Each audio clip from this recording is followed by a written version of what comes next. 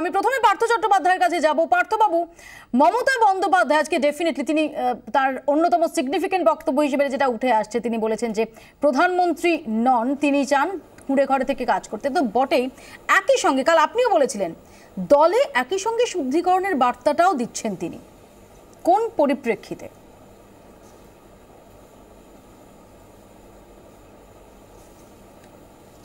না, আমরা চাই যে প্রথমবারের যে আমাদের যে অভিজ্ঞতা 2011 থেকে 2016 পর্যন্ত, সেই অভিজ্ঞতা থেকে কোথায় কোথায় আমাদের আরও মজবুতিকরণ দরকার সেটা আমরা উপলব্ধি করেছি এবং বুঝেছি যে এবার যে তুমুল কুৎসা, অপপ্রচার, মিথ্যাচার বিরোধীরা করলো, অসত্য কথাকে সত্য কথা বলে চালাবার যে প্রচেষ্টা সংবাদ মাধ্যমের একাংশ করলো, তার থেকে এটা উপলব্ধি করা গেছে যে উন্নয়নের বার্তা নিয়ে মমতা বন্দ্যোপাধ্যায় সর্বত্র যে গেছেন, প্রায় 200টির উপর যে সভা করেছেন, এর থেকে আমাদের শিক্ষণীয় এটা যে সরকারের যে ভালো কাজ তা যদি মানুষের কাছে আরও বেশি বেশি করে পৌঁছাতে হয়, তাহলে আমাদের যে যতটুকু যে খামতি আছে জনসংযোগের,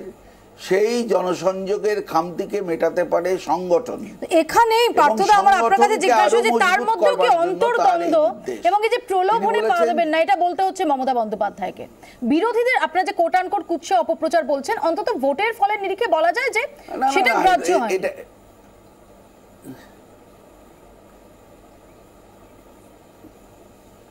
না না, আসল কথা কি, একজন দুজন খারাপের জন্য 98 জনকেই খারাপ করবার যে চেষ্টা বিরোধীরা করেছে, কংগ্রেস, সিপিএম, বিজেপি এবং একাংশ সংবাদ মাধ্যম, তার থেকে মানুষ বুঝতে পেরেছে যে এটা অসত্য এবং তারা তাই দুহাদুবুরে তাদের সন্তুষ্টিকরণ জানিয়েছে গণতান্ত্রিকভাবে। যেভাবে নির্বাচন কমিশন এবার নির্বাচন করেছেন, যেভাবে সাধারণ মানুষ নির্বাচন কমিশনের দ্বারা যে সমস্ত অফিসারদের বাইরে থেকে বেছে বেছে আনা হয়েছিল, যেভাবে নির্বাচনের দিন আমাদেরকে প্রায় নির্বাচিত প্রতিনিধি যারা গতবার ছিলেন তাদের উপরে আক্রমণ করা হয়েছে, সাধারণ মানুষকে আক্রমণ করা হয়েছে, একটা জটিলতা, একটা কারফুর মতন সময় করে দেওয়া হয়েছে। আমি আসবো এখানে।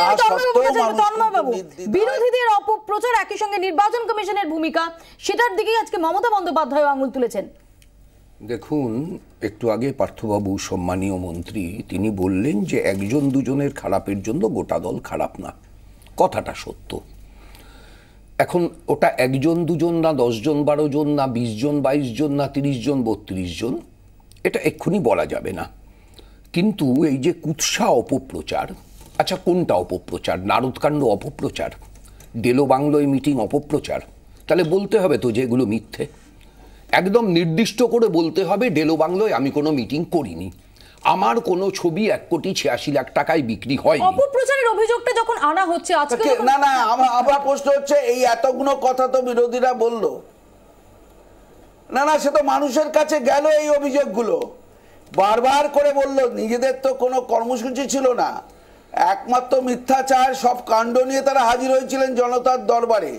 জনতা বলল যে না, তোমাদের দরকার নেই, মমতা বন্দ্যোপাধ্যায়কে আরো বেশি আসন দিয়ে এই রাজ্যের ক্ষমতায় আমরা বসাতে চাই।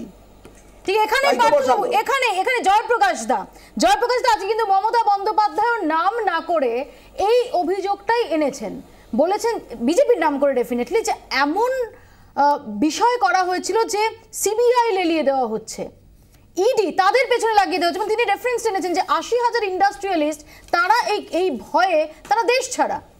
আচ্ছা বলুন তো, সিবিআই ইডি জন্য দেশ ত্যাগ করছেন হাজার হাজার ব্যবসায়ী কেন? মমতা বন্দ্যোপাধ্যায় বললেন আমার এখানেই হচ্ছে করাপশনের সঙ্গে আমরা আগে জানতাম মমতা বন্দ্যোপাধ্যায়ের জিরো টলারেন্স। তেহেলকা কাণ্ডে জয়া জেটলিকে 2 লক্ষ টাকা নিতে দেখে তিনি বলেছিলেন 24 ঘন্টার মধ্যে জর্জ ফার্নান্ডেজকে পদত্যাগ করতে হবে, করেছিলেন। আমি আসছি সেটাই যাচ্ছি আজকে। শুনুন, আজকে সেইখানে আজকে তাহলে উনি কার হয়ে ব্যাট করলেন যে সিবিআই আর ইডি সাধারণ ব্যবসায়ীরা দেশ ছাড়বেন কেন যদি না দোষ করে থাকেন? কিন্তু আমি বলে পার্থবাবু যাচ্ছি, যেটা বলছেন আমি যে বলছি আপনাদের এই সেটাই কথা। সেটা তো সাধারণ ওনার মানুষ গ্রহণ ওনার করবেন কি না। রাগ যে সঙ্গের ব্যবসায়ী শিবাজি পাঁজা সিঙ্গাপুর ঘুরে আসার পরে ইডি তাকে ধরছে তার কাণ্ড কারখানার জন্য, তিনি কি সেটাকে ডিফেন্ড করছেন? অস্ত্রে তো দুর্নীতি, ডিফেন্ড অস্ত্রে তো করছেন? শাম দিয়েছেন। আমার দরকার বিরোধীরা ওই দুর্নীতি, অস্ত্রে ওই তো ব্যবসায়ী বহুবার শাম দিয়েছেন দুর্নীতিগ্রস্ত নির্বাচনের আগে। ব্যবসায়ীদেরও কি আজকে দেখুন ওনার দলের লোকজনদের উনি ডিফেন্ড করছেন বোঝা যায়। দুর্নীতিগ্রস্ত যদি ব্যবসায়ী হয়, সিবিআই আর ইডি যদি দুর্নীতিগ্রস্ত ব্যবসায়ীদের পেছনে লাগে, তাহলে মমতা বন্দ্যোপাধ্যায়ের রাগের বা উষ্মার আমি আসবো, কারণ please, কি? আমি আসবো।